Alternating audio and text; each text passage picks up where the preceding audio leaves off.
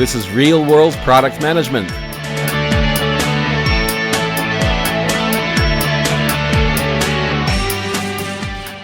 Hello everyone, this is Vlad again, and this is 18th episode of the Real World Product Management.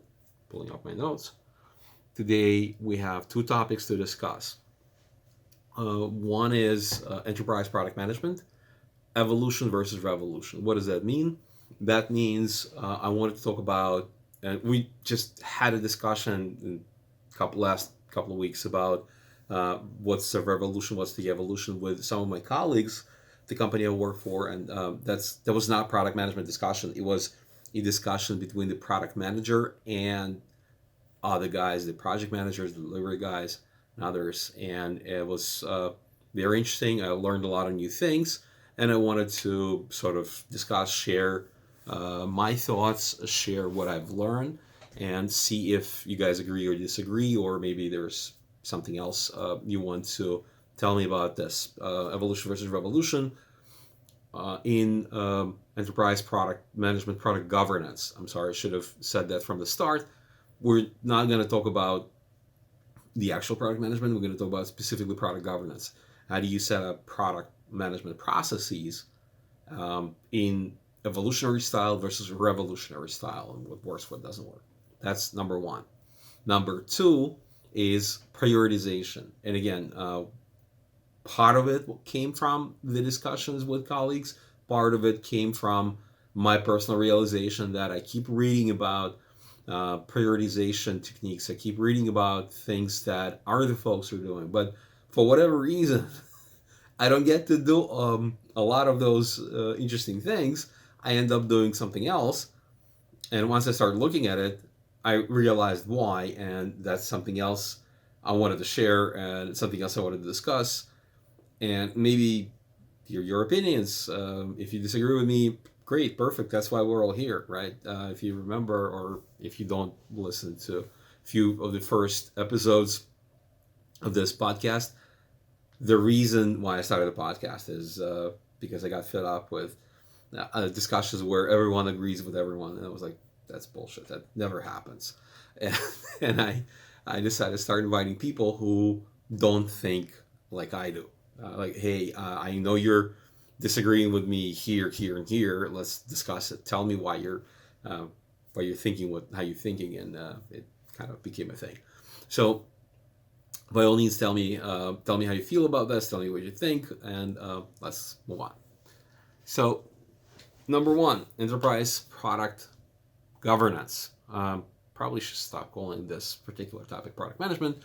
Enterprise product governance implies that you have, as you develop your product portfolio, product line, individual products, you want to establish certain processes with the rest of the organization to manage stakeholders, manage the existing processes, manage business as usual. Because here's the thing, when you as a new product manager, or newly transitioned or newly hired, doesn't really matter, as a product manager, you come into organization, to the division, to the unit, to the team, depends,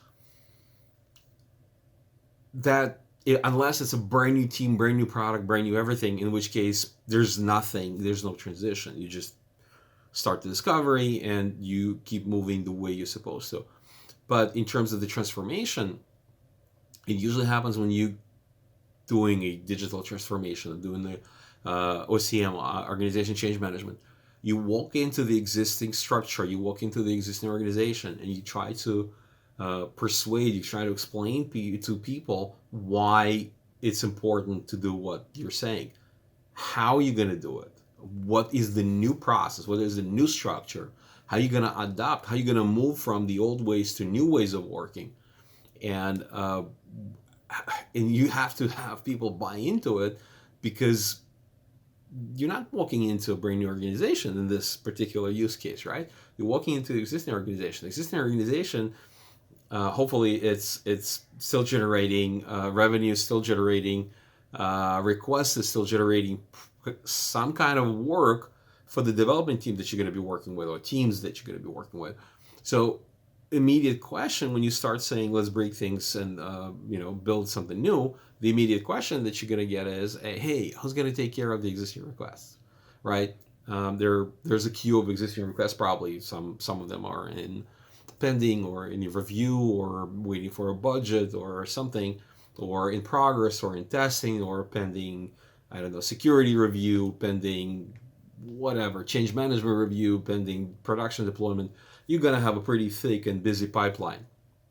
So how do you walk into that and change things? And you can, I've heard a number of stories on ProductCon or and others, how a successful product team walks in, breaks things apart, rebuilds everything, and delivers a product in record time. And it's an amazing story. It's absolutely mind-boggling story, and it works all the time. You can tell by the way the person was telling that story that he likes telling that story because it works. And believe me, I use this. I use this technique methodology, right, in when I'm talking about my own achievements. Hey, I took this on a shoestring budget and I built this prototype and I built this thing. I went from idea to MVP in production in under 9 months, and it works. That's what makes it a good story. You have a premise, you have a development, you have a challenge, and then a hero. Is there the product team or me in my case? Hero overcomes the challenge and emerges victorious, and here's the clear benefit, and everybody's happy. It's the standard storytelling, right? And it works, and that's why it works. But the thing is, 99% of the time, it's this is not the kind of a movie, if you know what I mean. This is not that kind of a movie. In 99.9% of the time, it's the grind that wins the day. That 1/10 of a percent that you hear about, it makes a good story. But what you're not hearing about is the daily grind. It's the grind that we call an evolutionary approach.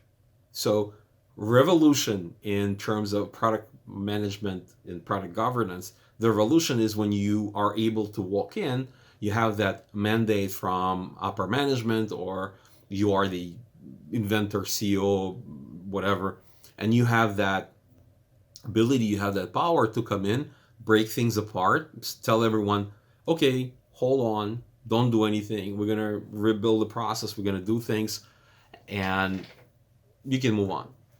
Usually works with it does not happen in the existing team, in the existing organization. Usually it's they're a new branch, new BU, a new team is formed, and they're able to start slow while the processes are being worked on. And that's your kind of a revolutionary approach.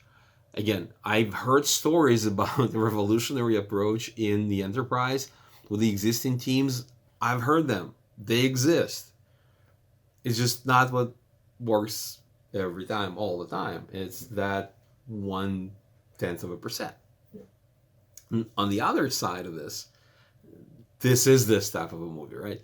On the other side of this is the evolutionary approach. So what this means is you ramp up your new ways of working and you ramp down your old ways of working, or what we call business as usual. And that helps you sort of realign slowly between the old work, the existing pipeline that I mentioned before, and the new work, the work ingested in a new way, or the new intake process, or even maybe a new product. Because when you're evolving an existing ecosystem of I'm going to say applications, could be something, some of them may become products, may not, but what we usually deal with in this use case is there are suite of applications, or there are certain things that are currently exist in the enterprise, right? Somebody has to keep the lights on. Somebody has to work with that. And then we have reset the expectations. We have looked at the new things. We have looked at the new problem statements. Let's start there. We'll look at new problem statements, and we want to understand, okay, so now that we have this thing, now that we have this new list of problems, how are we going to approach that? Are any of the existing applications that are out there actually solve these problems? And frankly, if a company goes through digital transformation, the answers are probably not much.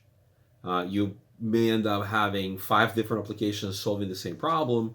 Guess what? That by itself is indicative of, hey, if you have 5 applications solving the same problem, you're not solving the problem. You're just building applications.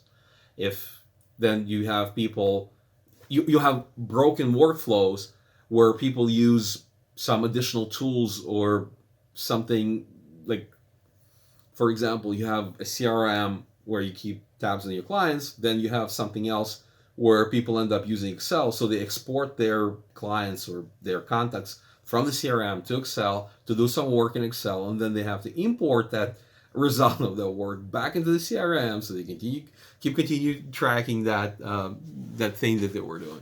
Just a rough example, right? It doesn't have to be like that. So that requires digital transformation, and now you look at this whole customer journey or workflow, and you want to ask yourself, can we build this in the one tool so we keep track of things, all the way, we reduce number of errors, increase user satisfaction, sorry, not the customer, user satisfaction, make things easier for everyone?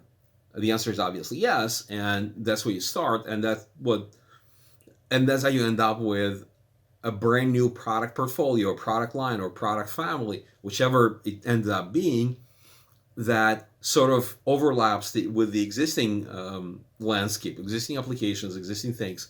And at the same time, it replaces them, because now that you looked at what the actual problem is, not the problem that each individual application is trying to solve, but what the actual problem is. What is the what, right? What is the ultimate goal of all of this? Then you have different things, and you need to transition to that, but you still need to keep the lights on with the existing application. And in most cases, it's the same group of people that are going to be building a new one. And how do you do that? And that's kind of, you have these two. I'm gonna try. I'm learning how to edit my videos. Okay, so I'm gonna try to put picture right here in the video, and we'll see if it works. So that's how you get this overlap, where you decrease the amount of business as usual of the existing work, and you decrease the amount of the existing work, and you increase the amount of the new work, this building this new product family, product portfolio, product whatever, to replace the existing suite of applications. Obviously, you have to plan. Obviously, you have to transition everyone who's using it. Not an easy feat, and in the enterprise, it requires a lot of orchestration with the enterprise architecture team, with the security team, change management, all 9 yards. So, revolution, not sure if it's feasible. Again, if you're working in a siloed environment, and I'm deliberately not saying in the small company, it could be a siloed team or several teams within the enterprise that were given this startup powers. In that sense, it's kind of like a pod, right? They can do the revolutionary way, and it will work. And we know these stories. We've heard them on ProductCon. We've heard them. We read about them in the newsletters that we read on product management, all that jazz. They do exist, absolutely. I've been a part of it. Believe me, I've been a part of that revolutionary approach. It works like magic. The feeling you get after it is absolutely amazing. Like, oh my god, I've never seen like anything like this before. But in most cases, it is still a daily grind. It's a grind of, how do we get to the next milestone? How do we get to the next point?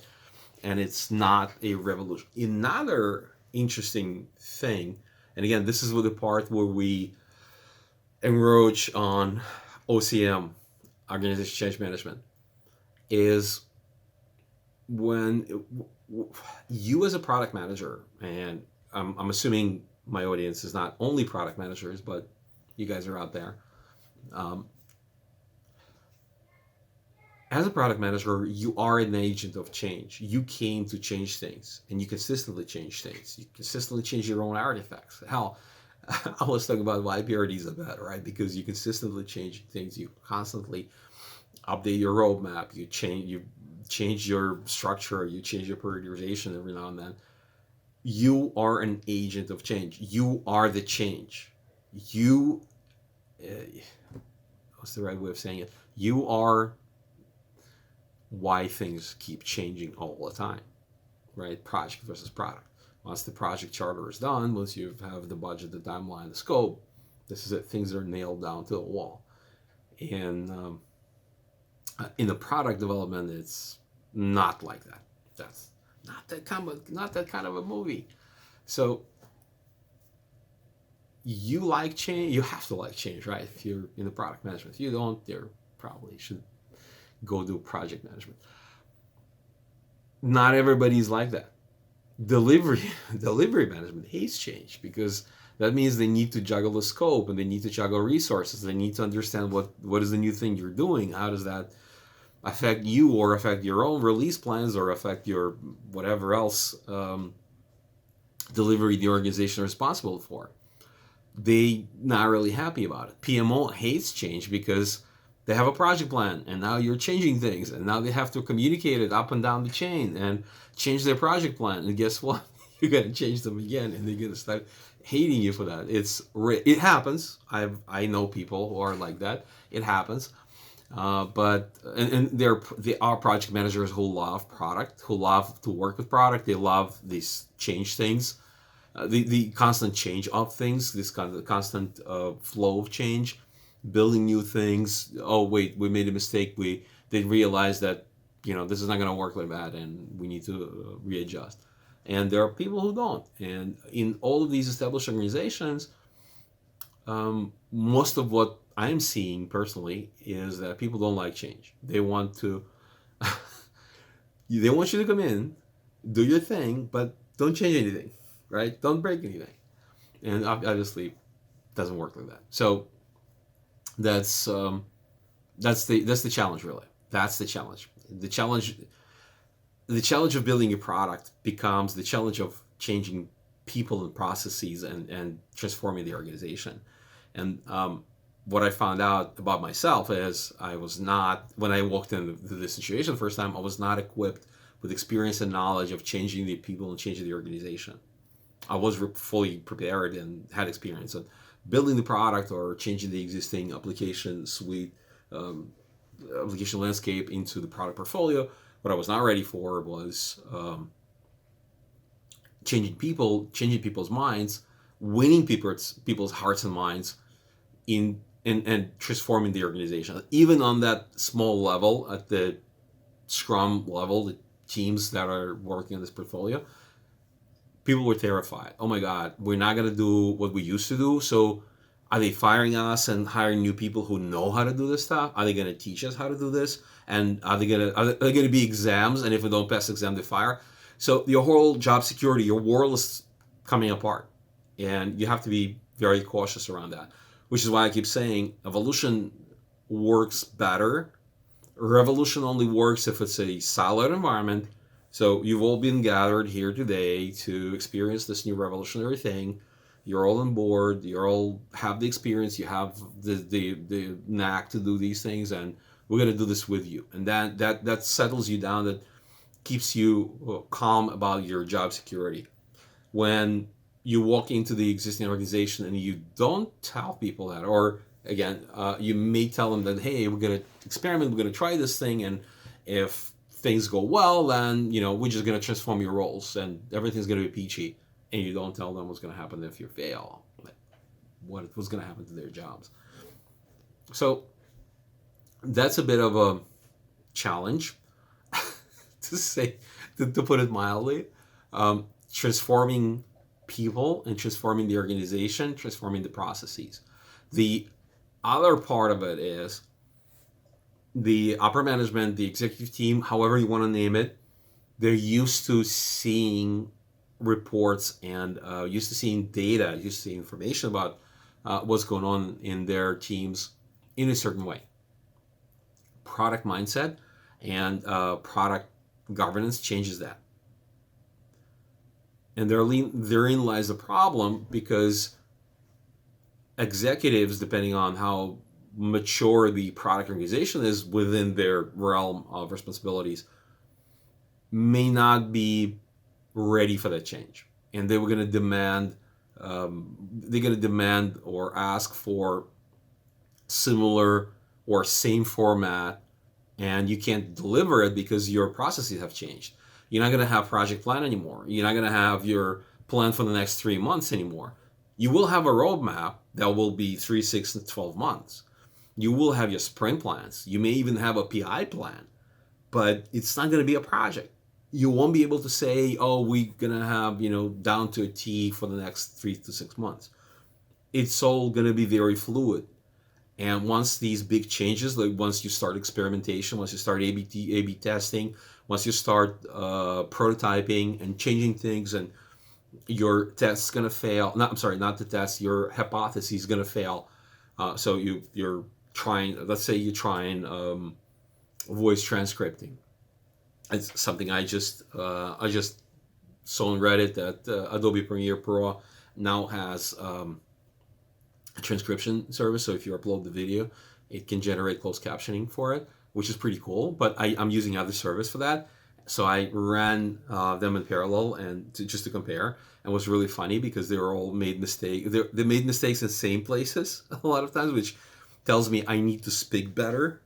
And then they made mistakes in different places, which really confuses me because to my ear, there's no doubt about the words that I'm pronouncing at that time. So there's your, let's say you're building a transcription service for your phone conversations. You have to experiment with different engines and see which one will work better. And then how do you decide, right? You say, for example, your company is already using AWS, but you can request Azure transcription service, right? It's not going to be a big deal, but there's additional paperwork involved. And you experiment with one, and experiment fails. Say one of them produces significantly better translation in your domain, in your knowledge domain. So how do you report the failure of the hypotheses?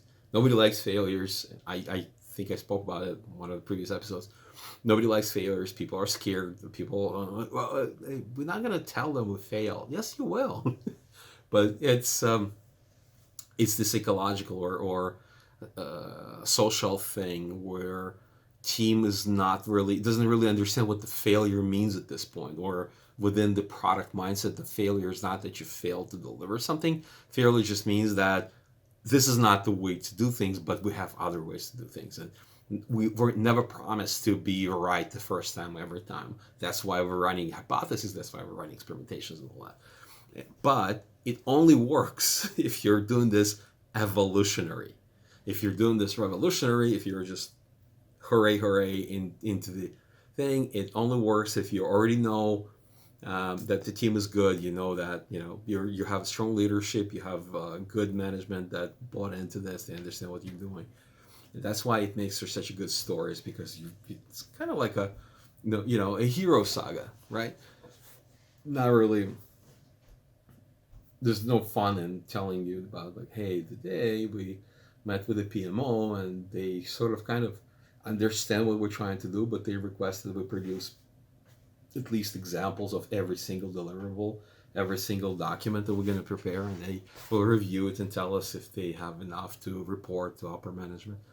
It's extremely painful to tell that story, and it's not really. I don't know. Maybe we should. I don't know. We need to think about this. All right. So we talked about the enterprise product governance and organizational change management, and how the revolution versus evolution. The revolution works, but only in 0.1% cases. In other cases, it's all daily grind and evolution as we know it. Let's move on to the second topic of today. It's prioritization in the enterprise. And again, I don't know. I did a little digging and sort of actual recorded workshop, which I'm thinking of doing, but I'm not sure how much of an interest that would be, because you're going to end up with 1 hour of really weird. I don't know. People watch D&D, people playing D&D on YouTube, so maybe that would be an interesting experiment. But what I'm trying to say, what I was trying to say was, unless I'll find the team to do a mock prioritization exercise for an hour, which I doubt I will, but we'll see. Um, I'm not going to talk specifically what happens in each individual framework, in each individual prioritization framework. I'm going to go through them, and then I'm going to talk about why these are the frameworks that I keep seeing being consistently used in the enterprise, and why I keep seeing some of these frameworks not being used despite them being actually better. So here we go. First and foremost, take a wild guess. I'll pause for a second. Take a wild guess. What is the most used prioritization framework that I see in the enterprise? If you said Moscow, you're right.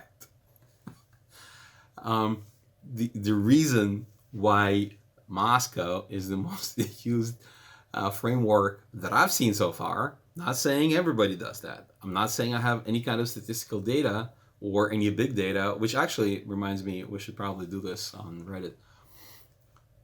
The reason why I keep seeing Moscow is because I keep working with teams and organizations that are in the very beginning of their product mindset journey. They just learning about it. They are starting on the path to become mature product organization, or it's a brand new organization, brand new product, brand new development, and using something else doesn't really make much sense at this point. And I emphasize at this point. Doesn't mean we're not mature product organization, because I know we are. It's just there's no need to spend more cycles on doing this if we can just do the Moscow, and that gives us a pretty clear understanding of what we're doing. So it's either early product or very high level product features and capabilities. We're not really specifically looking into tiny little, individual line items. So there are reasons why Moscow ended up being number one on my list, because it's been used so much. It's easy. It's the reason, another reason. So let me spin this in a bit different way. Another reason why it's being used so much is because it's really easy to communicate what is going into a release. What this means is, if you are trying to get an upper management business, PMO, delivery on board, you do the Moscow, and it's really, you don't have to teach them the framework. They understand Moscow because everybody understands must, should, could, and will not or won't, because it's easy, it's transparent, it's self-explanatory. You cut down on times where you have to teach people what you're doing, and just go straight into the actual exercise. And again, your product organization may be mature, but your delivery may not, or the other way around, or there's a mix and match, or the executives are not really bought into the product mindset. Doesn't mean they're not mature executives. Obviously they are, because you're in an enterprise company. Obviously they're extremely smart people. Obviously they know what they're doing. They just haven't bought into this yet. And by utilizing the easiest, simplest prioritization framework, you try, or the team or the management is trying to get them on board, sort of demo the processes, and then once they're in, we can, or the management can go in and say, hey, we are past the point where we can just take it easy. You have to go into extreme details, and there are better ways of doing this. So number one, Moscow. Number two, if you said number two is value effort matrix, you're right. That's the next best thing after sliced bread. And the reason is, again, it's extremely, extremely obvious. It's so obvious. You know the drill, right? It's very obvious. It's really easy to use when you're working on a new product, when you're building MVP, when you have not when you don't have enough resources, when you're, again, if you're working with resources of different maturity. I don't want to say who's like higher, who's lower. It doesn't mean anything really. Just because your product manager is extremely mature product manager doesn't mean they end up using Kata model or something else. It's just that nobody else knows what it is, and he may spend more time teaching them than actually going through the exercise. I'm guilty of it myself. One of the products we were building recently, we ended up using Moscow value effort matrix. We almost went to the story mapping, but not quite, because of various maturity of the resources working with us. Because we've invited UX, we've invited delivery, we've invited solution architects. They don't want to learn. They don't want to spend time learning in depth each of these techniques and figure out which one is better. They know something, and it's really easy to explain. And value effort makes sense. You t-shirt size the value, you t-shirt size the effort, and you just throw things in a matrix, and voila, you're done. Let's see if I can insert the example here. Now, why would you use value effort instead of something else? Well, I mentioned it's easy. I mentioned it's easy to explain and easy to use and easy to thing and to model on when you're in the remote situation. It's really easy to do on a mirror board or whatever, just on something visual.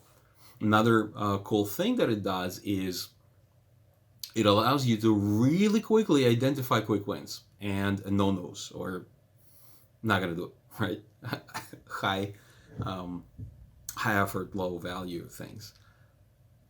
And it sparkles that important discussion about high effort, low value things, because a low value thing might be that delighter that you really want in your product to attract customers. So it starts those conversations, again, especially with a mixed maturity resource pool. It sparks conversations about what is the value in this case. There might be a functional value, it might be a non-functional value, it might be a customer value, it might be an investor value. However, whichever method you're applying, whichever mentality, whichever mindset you're applying to this, that's when that conversation continues or gets deeper. Obviously, you have to agree on something to even conduct the exercise. That goes without saying.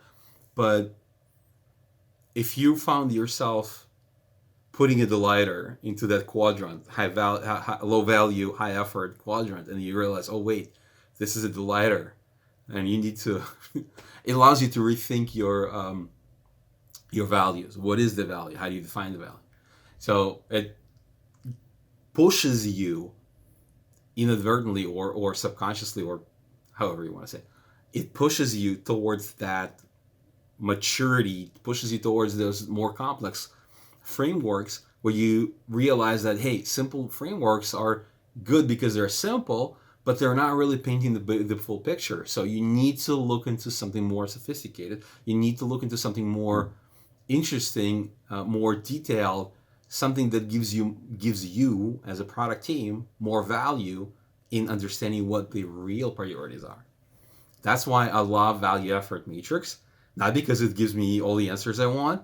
It gives me some answers, and it pushes the team into looking into more sophisticated tools, like different frameworks, more sophisticated frameworks, because this one isn't just come up short from being good enough. And like I said, that's why I love it. And in my experience, from what I've seen, value effort is the second most popular thing I've seen. Again, not saying everyone does that, just saying that's what it is. Third on my list is story mapping. Within the last 5 to 7 years, I would say, I've seen story mapping, again, my personal experience, not making any statements about the whole other world. In my experience, story mapping is the close third after value effort. The reason for that is, again, once you start using Moscow and value effort, you quickly realize that they come up short in tracking other important things like user experience, like the dependencies, like realizing what is actually an MVP. And you start looking for something that's just as good or as close to this as possible, again, in the environment when you work with different maturity resources. And that's especially, I've been building new products mostly for the past several years. So story mapping is something I introduced to the teams without telling them it's a story mapping. I sort of obscured it by saying, hey, we just do a mind mapping. And it ended up being story mapping. But we didn't use user stories. We used larger blocks of functionality, but story mapping it is. It is it is useful when you're doing new product development. It is absolutely essential if you need to define the MVP. When you have when you're short on resources, you have this triangle of resources, time, and scope, and you're short on resources. So the ability to your wiggle room, right, on each of these three variables is different. So you can, let's say, for example, your resources can only be between, I don't know, 100 and 110 people. Your team's total end up being between 100 and 110. That's not much. That's just one single team. But in terms of your scope, you're flexible. You can throw out the whole capabilities if that helps. So story mapping helps you kind of line up what's your MVP, line up things that where you need to focus on. It helps you realize how you look at the user experience. It's very visual. It helps kind of put things in perspective. But as much as I would love to say it tracks dependencies well, it doesn't. It does some, but not a lot. Now I'm going to transition to the second part of this conversation, where I'm going to talk about the models that I tried very hard to implement. I had a lot of support from the product team to implement these models, and we ended up not using them for various reasons. One of the main reasons I keep harping on it, and I'm going to say it again, it's your value effort ratio in a mixed maturity team. What do I mean by that? When you have, and most of these prioritization in the product mindset methodology that I implement and the company I work for implements, it's a combined effort of a product, user experience, engineering, and delivery. So not just product management. There are other parties involved. Not all of them know all these models. Not all of them have time or desire to learn them to an extent that you can successfully implement that. Not all of them even have time to use it, because some of these frameworks actually require a lot of time to process, and all the questionnaires, all the steps that you need to make may be a hard sell for some of these mixed maturity people you're working with, mixed maturity team members. What are the frameworks, right? Kana model. You need to make better decisions for product features, capabilities. You want to prioritize features specifically based on the customer's perception of the value.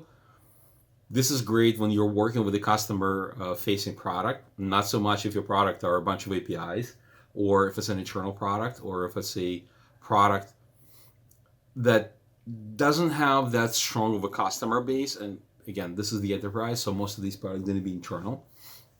That's when there might be an issue with using kind of model. It's perfect. We actually um, have seen frameworks that even help you eliminate highest paid person opinion, HIPAA, not HIPAA, which is really cool. And we were specifically looking for the model like that to be able to alleviate some of the louder voices in the room. We ended up not using it because the complexity became its undoing. The complexity of the counter model, believe it or not, made it not transparent enough. And again, we're talking about people learning how the model works so they can trust it. And because it wasn't transparent enough and wasn't obvious, and it required there was actually a learning curve involved, we ended up not using it, not because it didn't work, not because it was a bad model, not because of a lack of time, because people didn't think that they could trust it on the spot. And then, oh hey, if we can't trust it on the spot, we need to learn how to do it. Nobody's going to do it. Nobody's going to spend time on it, and executives are just not going to buy it. You're going to give them the matrix with the answers or with the prioritized features. They're going to look at it and say, oh, so how did you arrive at no, this number is wrong. And that's the danger of giving people Excel files. They just tell you this number is wrong. Your formula is not working. And we ended up not using the Econo model again. The problem was not a direct mistrust in the model, but the steep learning curve, the complexity of the model, and the time required to learn it didn't align with the expectations that people would just look at it, immediately believe it, and everything would be cheap. Another really good model that I keep seeing people refer to, I believe it's being used widely, just not where I am. Just not with the products that I work with. The model is RICE, Reshape My Confidence Over the Effort. It gives you an objective scoring on what has been improved over developing one from scratch. I'm not teaching you what these models are, right? I'm just giving you a quick reference so you can remember what the hell I'm talking about. The good part of this model is it quantifies impact per time, or it really gives you a lot of numbers to work with, which is good, right? We want to make data-driven decisions. This is what it does. It gives you data. But guess what? You have to predefine scoring factors, which is really hard in the mixed maturity environment. When you have that evolutionary path going up, people are not there yet. Some are, some aren't, or they don't want to take time to figure it out. And again, there's a lot of prep work, the pre-work that needs to happen, so you have all the right numbers to plug into the framework, and that's not always possible.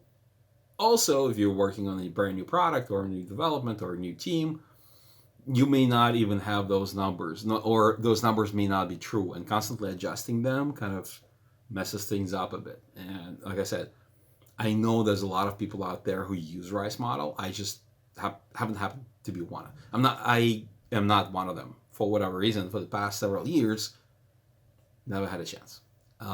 Moving on. Buy a feature. To be quite honest, we actually did use it in one of the companies I worked for. The trick to it is having established processes, having mature organization, having your stakeholders, business stakeholders, technology, everybody else bought into your product, bought into this model, and basically playing along. If they're playing along, if they wanted to do this, then you shouldn't have any problem. The problem with participation, unless you have a problem with the schedule, because it requires a lot of people, a lot of high-profile people being in the same room at the same time. It is a huge challenge. Believe me when I tell you, putting 3 executives in one room is almost as hard as building a brand new product from scratch. Nobody has time. Unless they bought into it, unless they really want to participate, unless they think it's fun. In this case, they'll make time. But, you know. Last on my list, cost of delay. My problem with this framework, and again, I'm not saying it's bad. I actually think it's amazing in the way that it's put real dollars next to the feature. I have my own way of tracing dollars to features. I don't want to talk about it right now. It's because it's not in scope of our conversation. The cost of a delay, it's when you're putting in a mutually agreed upon dollar amount against your backlog items, against your features or capabilities or whatever, and then you look at, what would the delay cost us if we didn't develop this feature, and then you just look at it from a monitor perspective. I think it's absolutely amazing. Probably one of the best frameworks I can think of right now, because it actually puts the dollars to your donuts. And I mean, companies exist to make profit, right? Make money.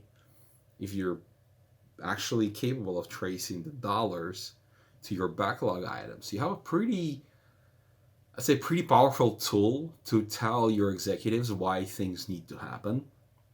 So to me, the cost of delay framework is pretty powerful tool, and I think the reason I've never seen this framework being used in my life is because it's really hard to agree on the dollar value for each individual item, especially those items that are brand new and haven't been built.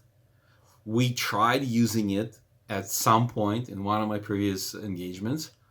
We quickly gave up because no one in the company, not only people who've been in the industry for 20, 30 years, could reasonably agree on what those dollar amounts should be. And that it was the biggest challenge in looking at the cost of delay framework.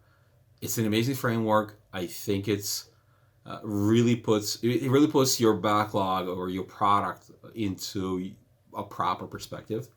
You can build a product either to save money or to make more money or to delight your customers that will bring you money, or maybe it's not money, maybe it's some other monetization tactics, whatever it is. Maybe it's acquisition, maybe it's engagement target, whatever it is. But it puts that real value, real dollar signs to it, as long as you can agree what those signs are per feature. And I'm yet to see an organization where that is doable. I'm not saying easy. I'm not saying anything. Just I want to see where it's doable. And I'm sure there are organizations like that with mature products or with mature teams that can actually do that. Otherwise, this framework wouldn't have existed. But I personally, from my personal opinion, I'm yet to see it. I'm yet to experience it. I'm yet to implement it and reap the fruits of it. So here we are.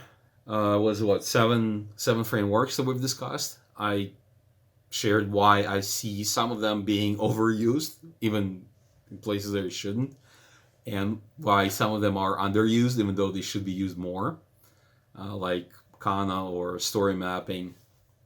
I love Kana because it allows you to alleviate some of the issues with very strong personalities. That's just my personal pet peeve. And these are cool. Yes, they are. Why they're not being used? Because in the enterprise and that evolution versus revolution world, it's really hard to convince people to use sophisticated methods early on.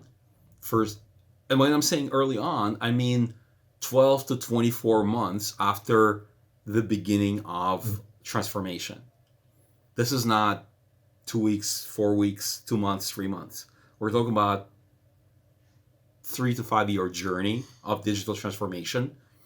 So for the first couple of years, the organization as the whole is not mature enough to use sophisticated prioritization frameworks.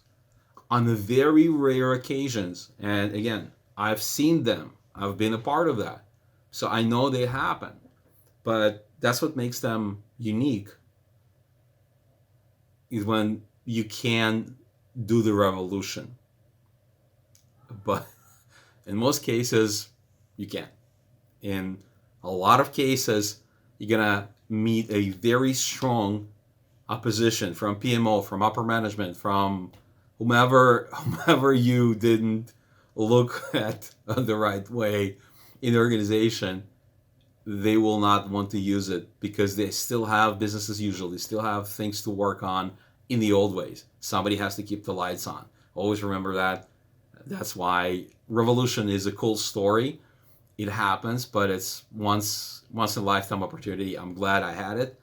I don't expect to see it again. It's back to the grind. Um, the other thing, and this is what we all sort of, when we talk about FANG companies, when we talk about companies as the whole, we kind of miss that. And I almost missed mentioning it. I'm lucky I have my notes here. I wanted to say one more thing about this evolution versus revolution and why we're not using these frameworks, kind of tie it all up together. Companies are not monolithic. Each company, especially when you start working at large companies, not necessarily consulting companies, but any company, whatever, they are extremely, extremely, extremely non-homogeneous. In other words, you will have a team A, which is about 20, 30 people. They've implemented perfect agile, whichever they picked up. They implemented it to the T. It's perfect. It's flawless. Everybody knows what they're doing. It's amazing. You could have a team of 30 people sitting on the same floor, pre-COVID days, on the same floor, that has no idea what the user story looks like. They have absolutely no idea that they even need an acceptance criteria in the user story. You literally say, so what's your acceptance criteria for this story? And they look at you like, a what?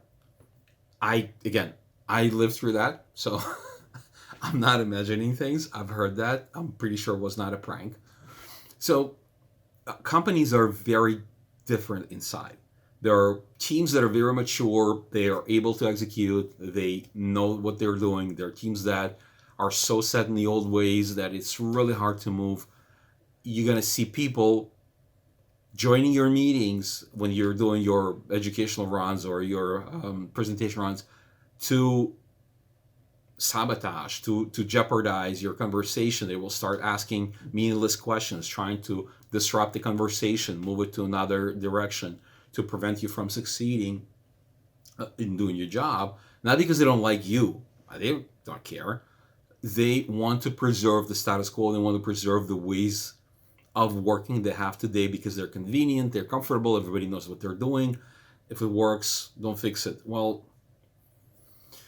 it was it was a good thing to say in 2019 and up to March 13, 2020. But after that, we sort of kind of, I think we sort of kind of lost that chip. We lost the ability to say that. If it's not broken, you need to fix it. We still need to fix it.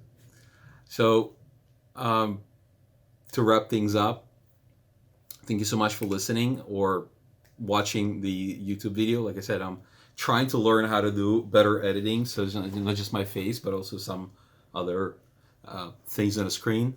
Hopefully, I'll get better at it with time. To summarize, we've talked about enterprise product governance and product management, evolution versus revolution, why you can only do revolutionary approach in 0.1% of the time. Every time, all the other cases, 99.9% of all the other cases, you're going to end up doing evolution. Slow, painful, but steady, and slow and steady wins the day. And the second part of today's episode was about prioritization, why most of the cases that I've seen, most of the frameworks that I've seen being used in the product organizations across the enterprise are simplest, your Moscow, your value effort, your story mapping, why things like Kana, RICE, by a feature, or cost of delay are not being used. I believe it's because of the mixed maturity. I believe it's because of lack of time and frankly, lack of desire to learn new things. And at the same time, because people are not really open, not always open to the change. Hopefully, there's some good in recent events, and hopefully we'll be able to do a better job with the digital transformation and changing things to the better and changing things to be more efficient. With that said, thank you very much for listening. Take care. You've been listening to The Real World Product Management, and I've been your host, Vlad Grubman. Until the next time.